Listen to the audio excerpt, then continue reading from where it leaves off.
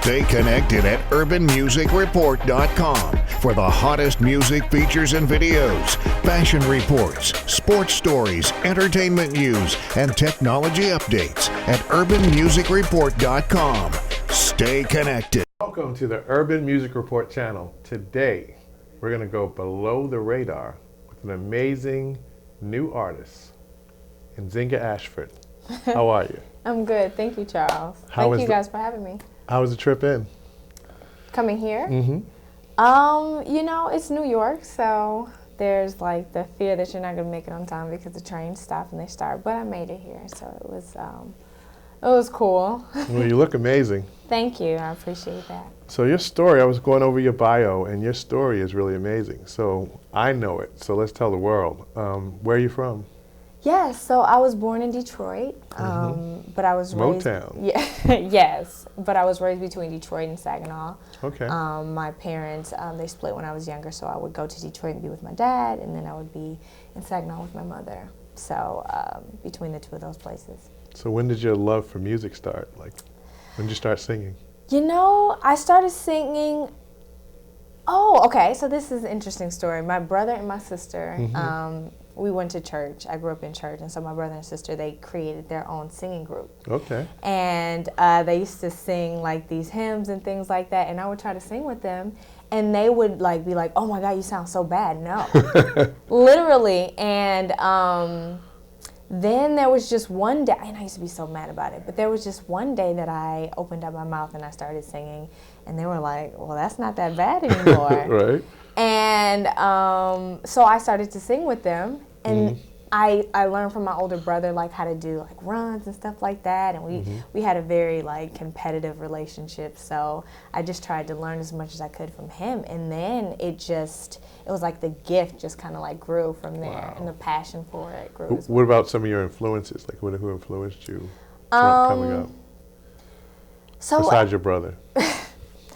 Like stylistically, I really like India Arie, Layla Hathaway.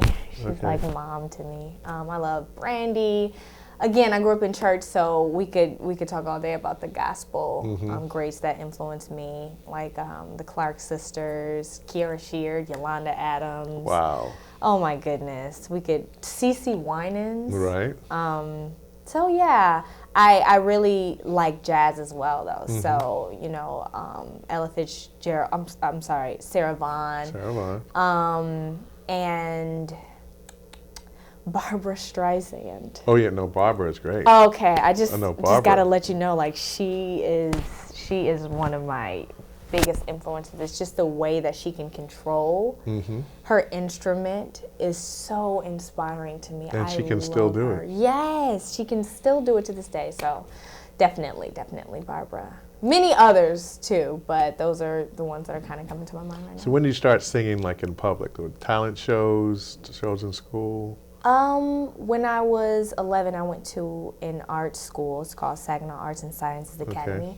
And it was a voice and keyboard program, and we had... So that's still like 6th grade, like middle school? Yes, 6th grade. And we had, every semester we had, not a talent show, but we had a concert. A concert, right. And you could audition to do solos, and I did that. Oh, great. And so those were my first So that's middle school to about high school?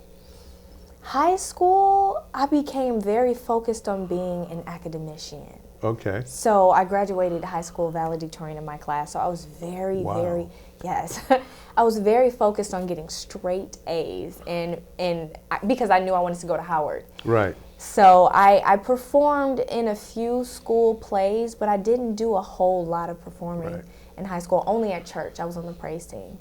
But once I graduated high school, my mom was like, "All right, you did what we wanted. You know, you showed us that, you know, school was important to you and that you're intelligent. Now what do you want to do?" And I said, "Mom, I want to sing. I want to act." She was like, "Okay, well, you got the scholarship to Howard. Do what you want with it." Oh, so scholarship. Oh. Yeah.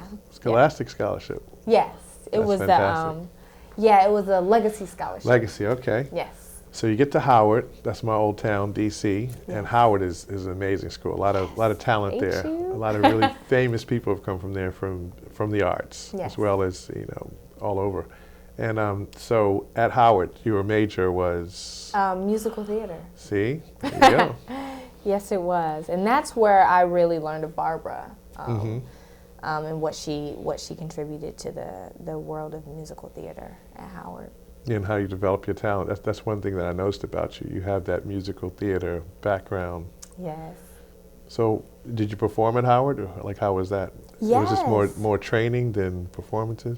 I would say it was mostly training because I knew that, God had given me a gift, but I hadn't really nurtured it. So at Howard, it was definitely, we had a teacher who said, "You are all at 0 level mastery." Right. You are all there. And so we were like, okay, cool. And so the training was very rigorous, and I'm very grateful for that. But I was in one production at Howard called Serafina. Oh, I think I saw a video of that. I think a piece of it. Yes. Yeah. So yes. that was where that was from. Yes. That's great. Yes, and I got to sing a really, really interesting, really cool, like spiritual kind of song in Serafina. So after Howard, how did you get to New York? Or you went back to Detroit, or was it Maryland? Like, tell me that experience. So you graduate from Howard, now you're going out into the real world. Yes. Tell us about that. Scary real world. So yeah, I graduated from Howard by the grace of God. It was quite a challenging 4 years. So I graduated from Howard, and I took a year off to really think about if this was what I wanted to do. Okay. Because you go through so much. I'm doing acting and I'm doing the music thing, and there are just so many roadblocks, especially starting out, especially being a woman of color. So I was like, is this the kind of life that I want? Like, do I want to go through? So I took a year to really figure out if that's what I wanted. And then there was this one night where I couldn't sleep, and it was just like that desire was just so strong. And I was like, I have to do this. This is what I'm meant to do. So a few days after that, I got a notification to participate in a showcase. I did the showcase, and from that showcase, I signed with an agent. Which showcase was that? It was called Actors, Models, and Talent for Christ. Okay. It's not a showcase anymore. Like, they don't do it anymore, unfortunately, but it was like for 30 years. And it was people in the body of Christ who want to go out and make a difference in all of those. And this was areas. based in D.C. or New York? They did the showcase in a lot of different places, like New York, Chicago, Florida. Okay, so you did the showcase in New York or D.C.? Jersey, yeah, Jersey. New York. Okay. Yeah, I did it in Jersey. Tri-state. Yes, and I signed with an agent from that showcase, and that is what brought me out here, because they were sending me on so many auditions, and I couldn't continue going back and forth from D.C. to New York. So tell me about some of the auditions. Like, what were your favorite auditions? Where you actually got put on?